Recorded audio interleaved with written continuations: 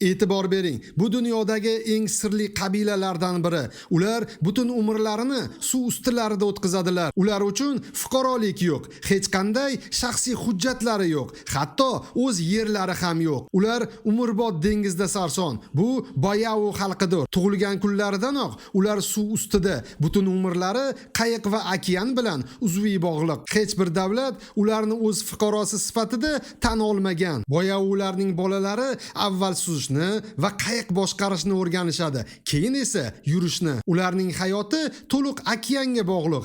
Asosiy tirikchiliklari sayyohlarga kokos sotish yoki mayda-chuda so'rash. Eng hayratlanarlisi, ularning bolalarini kichikligidan quloq pardalariga teshik qilishadi, chunki suv bosimiga chidash uchun. Ular butun umr yerga qadam qo'ymaydi. Endi savol, bir umr suvda yashab, hech qachon yerga chiqmaslik bu fojiami yoki eng katta erkinlikmi? Fikringizni kommentariyada yozib qoldiring.